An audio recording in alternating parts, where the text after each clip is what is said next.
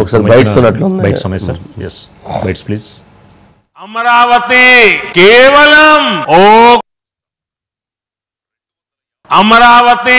కేవలం ఒక నగరం కాదు, అమరావతి ఒక శక్తి.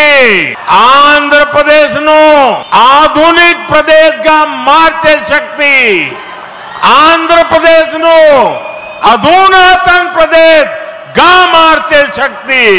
ఇది మనము చెయ్యాలి, ఇది మనమే చెయ్యాలి. అమరావతి ప్రారంభోత్సవ సభ గ్రాండ్ సక్సెస్, అద్భుతంగా జరిగింది. చాలా మంది అనుకోవచ్చు అంత ఖర్చు పెట్టి అంత పెద్ద సభ మనం చేయాలా అని. అదే ఒక విజనరీ ముఖ్యమంత్రి గారికి, ఒక సామాన్యమైనటువంటి నాయకుడికి ఉండేటువంటి డిఫరెన్స్. ఈ రోజు నేషనల్ మీడియాలో గానీ ఇండియా మొత్తం ఏ పేపర్ లో చూసినా కూడా అమరావతి క్యాపిటల్ అనేది ఏ విధంగా జరగబోతుంది అనేది ఒక క్లారిటీ తోటి అందరూ కూడా పబ్లిష్ చేశారు.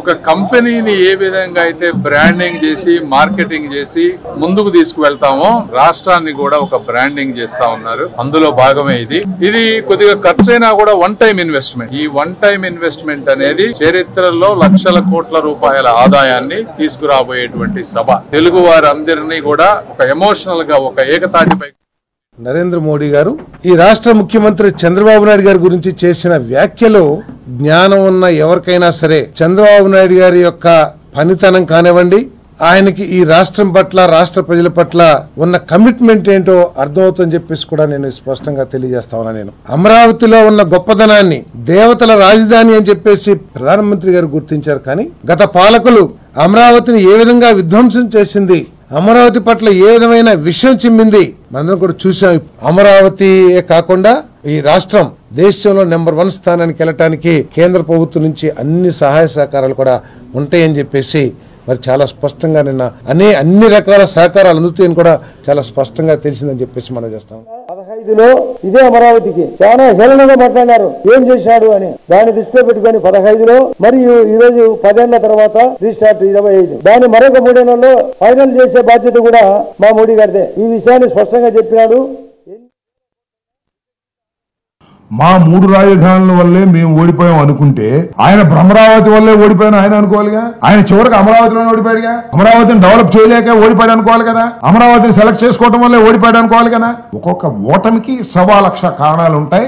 అమరావతి అనే ఒక మహాపట్టణాన్ని నిర్మించడానికి రాష్ట్ర ప్రభుత్వం తలపెట్టడం అనేది సైద్ధాంతికంగా తప్పని, అంత ఆర్థిక పరిస్థితి ఈ రాష్ట్రానికి లేదని, ఇది చాలా తప్పుడు నిర్ణయం అనేది మా అభిప్రాయం. ఆ తప్పుడు నిర్ణయం అనేది అమరావతి 1లో రుజువైంది, అమరావతి 2లో కూడా రుజువు కాబోతుంది. 45,000 ఎకరాల అదనంగా తీసుకోవడం వల్ల ఇంతకు ముందు ఇచ్చిన రైతులు కూడా తీవ్రమైనటువంటి అన్యాయం.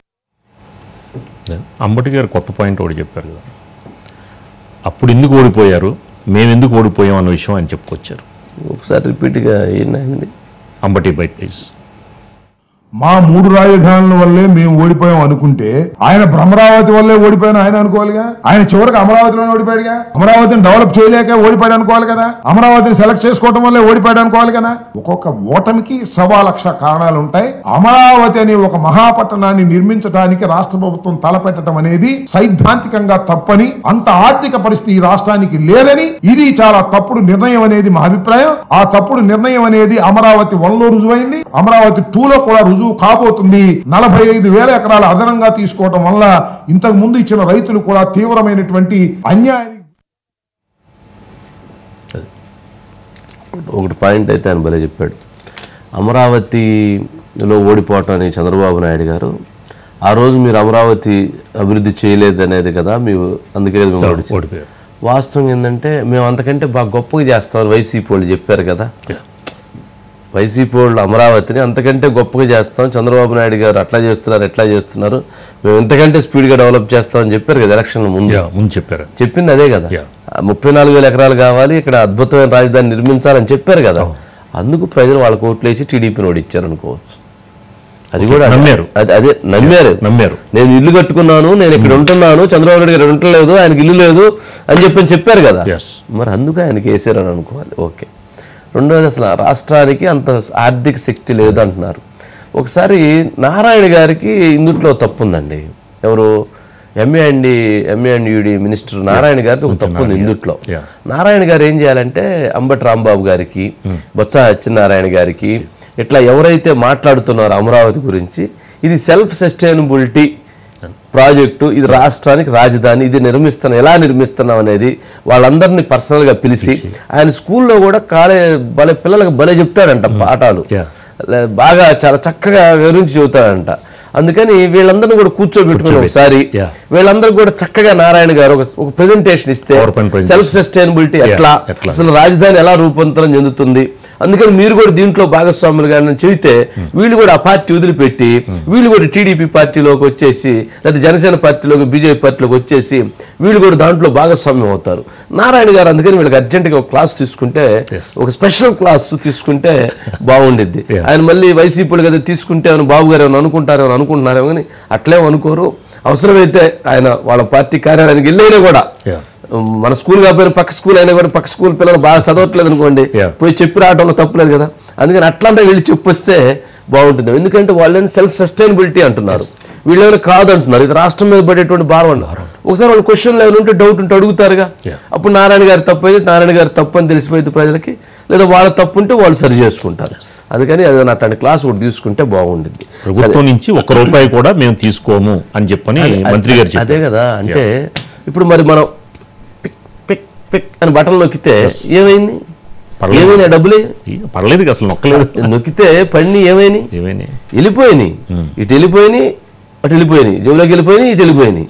నేనేమంటానంటే అదే గనక నువ్వు ఒక రోడ్డు వేసి లేదా కన్స్ట్రక్షన్ చేసి ఒక డెవలప్మెంట్ చేసి ఒక పోర్ట్ కట్టి లేదా ఒక ఇన్ఫ్రాస్ట్రక్చర్ ఇచ్చి ఒక ఇన్స్టిట్యూషన్ తీసుకొచ్చి ఒకటి చేస్తే నీది కళ్ళ ముందు కనపడేది కదా.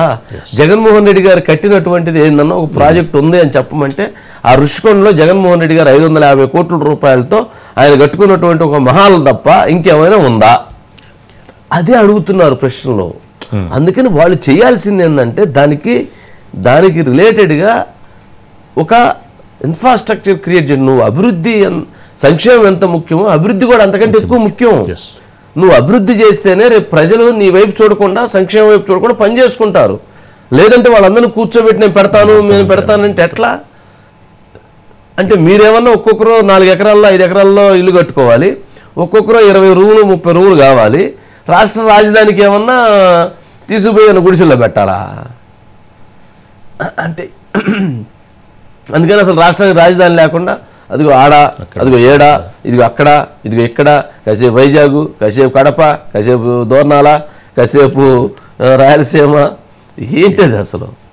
ఏందో లేవా? అంటే ఏదైనా మాట్లాడేటప్పుడు కొంచెం బాధ్యతతో జాగ్రత్తగా మంచిగా ఒక పాజిటివ్ వైబ్రేషన్లో మాట్లాడటం మంచిది. ఎందుకు ఊరికి ఏది పడితే మాకేదో చెప్పారు పైనుంచి మేము ఏదో మాట్లాడతామంటే దానివల్ల విలువ పోయిద్ది. వాళ్ళు కష్టపడి వచ్చిన నాయకులే వీళ్ళందరూ కూడా.